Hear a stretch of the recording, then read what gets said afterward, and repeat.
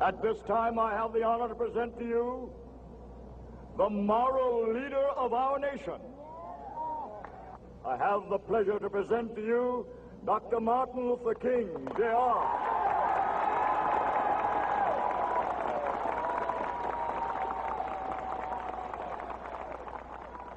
I am happy to join with you today in what will go down in history as the greatest demonstration for freedom in the history of our nation.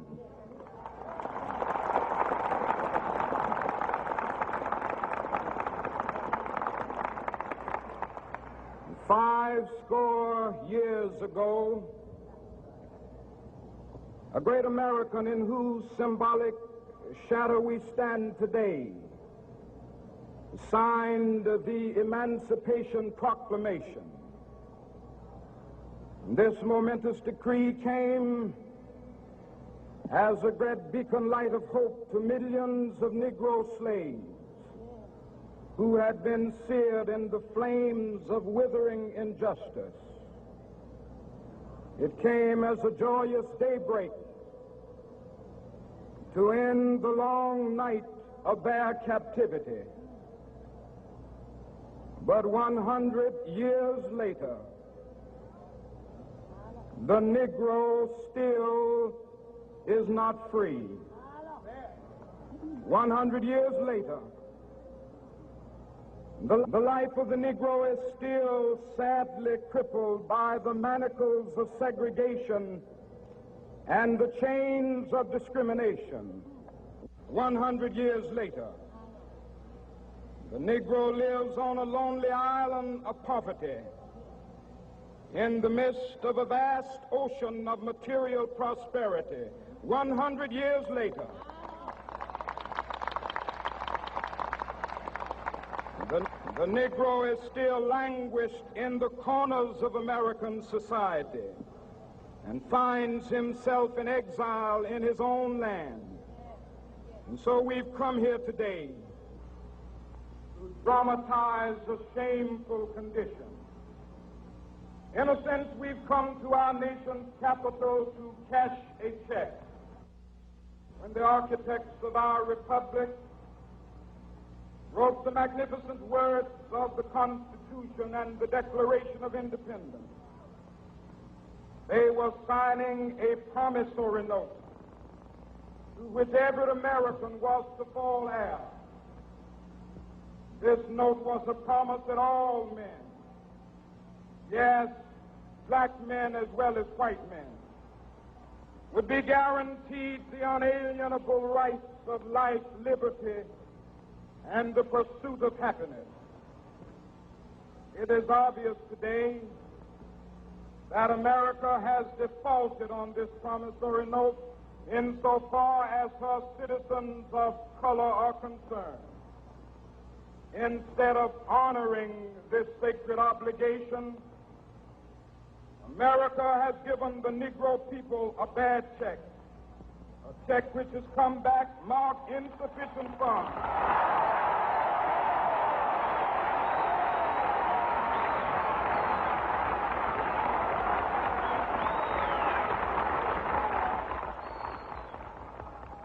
But we refuse to believe that the Bank of Justice is bankrupt. We refuse to believe that there are insufficient funds in the great vaults of opportunity of this nation. So we've come to cash this check, a check that will give us upon demand the riches of freedom and the security of justice.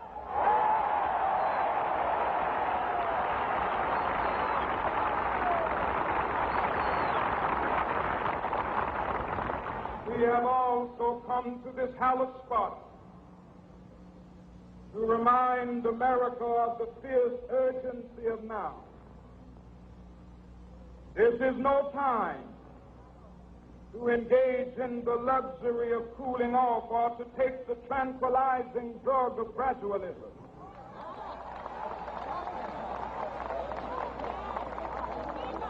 Now is the time to make real the promises of democracy. Now is the time to rise from the dark and desolate valley of segregation to the sunlit path of racial justice. Now is the time to lift our nation from the quicksands of racial injustice to the solid rock of brotherhood. Now is the time to make justice a reality for all of God's children. It would be fatal for the nation to overlook the urgency of the moment. This sweltering summit of the Negro's legitimate discontent will not pass until that is an invigorating autumn of freedom and equality. 1963 is not an end, but a beginning.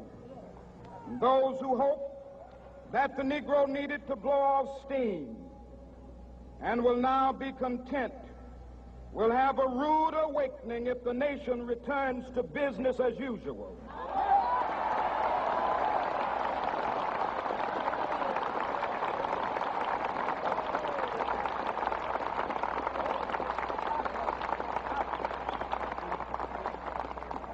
There will be neither rest nor tranquility in America until the Negro is granted his citizenship rights. The whirlwinds of revolt will continue to shake the foundations of our nation until the bright day of justice emerges. But that is something that I must say to my people who stand on the warm threshold which leads into the palace of justice. In the process of gaining our rightful place, we must not be guilty of wrongful deeds.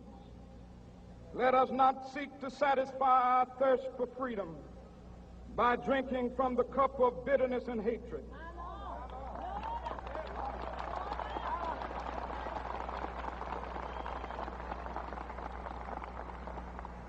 We must forever conduct our struggle on the high plane of dignity and discipline. We must not allow our creative protests to degenerate into physical violence. Again and again, we must rise to the majestic heights of meeting physical force with soul force. The marvelous new militancy which has engulfed the Negro community must not lead us to a distrust of all white people. For many of our white brothers, as evidenced by their presence here today, have come to realize that their destiny is tied up with our destiny.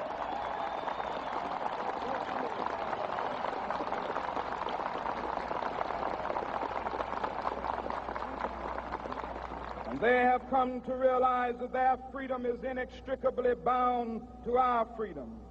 We cannot walk alone. And as we walk, we must make the pledge that we shall always march ahead. We cannot turn back. There are those who are asking the devotees of civil rights, when will you be satisfied? We can never be satisfied as long as the Negro is the victim of the unspeakable horrors of police brutality.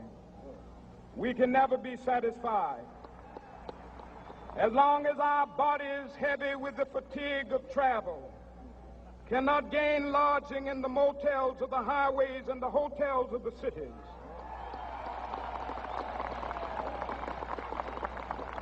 We cannot be satisfied as long as the Negro's basic mobility is from a smaller ghetto to a larger one.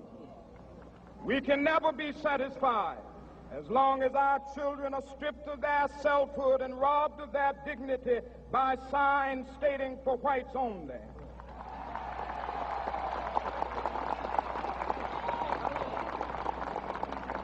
We cannot be satisfied as long as a Negro in Mississippi cannot vote and a Negro in New York believes he has nothing for which to vote.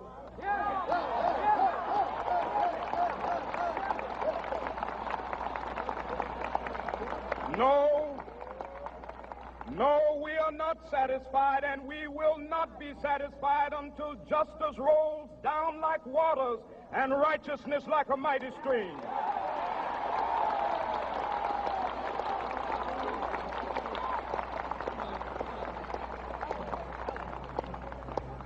not unmindful that some of you have come here out of great trials and tribulations. Some of you have come fresh from narrow jail cells. Some of you have come from areas where your quest for freedom left you battered by the storms of persecution and staggered by the winds of police brutality. You have been the veterans of creative suffering. Continue to work with the faith that unearned suffering is redemptive. Go back to Mississippi. Go back to Alabama. Go back to South Carolina. Go back to Georgia. Go back to Louisiana. Go back to the slums and ghettos of our northern cities. Knowing that somehow this situation can and will be changed. Let us not wallow in the valley of despair. I say to you today, my friend,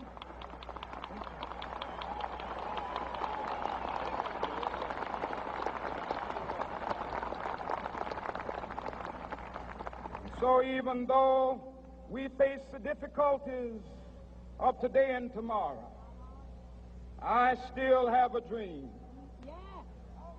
It is a dream deeply rooted in the American dream. I have a dream that one day this nation will rise up and live out the true meaning of its creed. We hold these truths to be self-evident, that all men are created equal.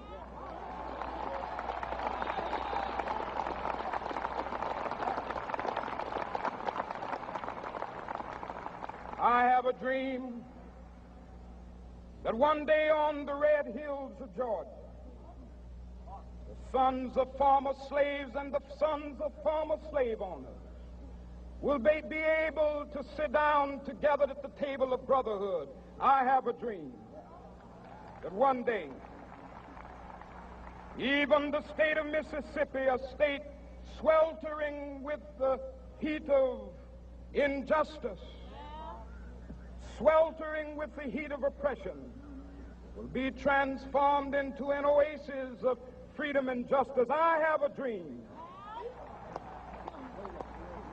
that my 4 little children will one day live in a nation where they will not be judged by the color of their skin, but by the content of their character. I have a dream today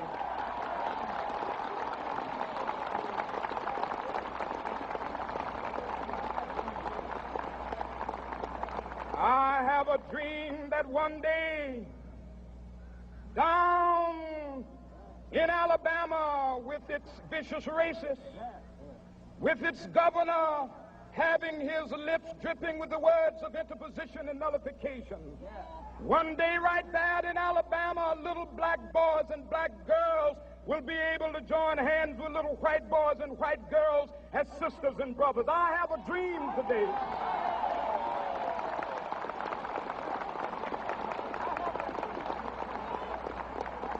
I have a dream that one day every valley shall be exalted, and every hill and mountain shall be made low, the rough places will be made plain, and the crooked places will be made straight, and the glory of the Lord shall be revealed, and all flesh shall see it together.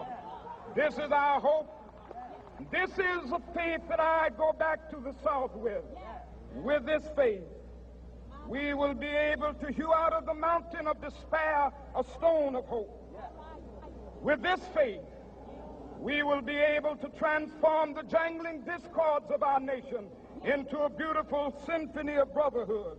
With this faith, we will be able to work together, to pray together, to struggle together, to go to jail together, to stand up for freedom together, knowing that we will be free one day. This will be the day. This will be the day when all of God's children will be able to sing with new meaning, "My country, tears of thee. Sweet land of liberty, of thee I sing. Land where my fathers died, land of the pilgrim's pride. From every mountainside, Let freedom ring, and if America is to be a great nation, this must become true. And so let freedom ring from the prodigious hilltops of New Hampshire. Let freedom ring from the mighty mountains of New York. Let freedom ring from the heightening Alleghenies of Pennsylvania. Let freedom ring from the snow-capped Rockies of Colorado. Let freedom ring from the curvaceous slopes of California. But not only that, let freedom ring from Stone Mountain of Georgia. Let freedom ring from Lookout Mountain of Tennessee. Let freedom ring from every hill and molehill of Mississippi, from every mountainside. Let freedom ring, and when this happens,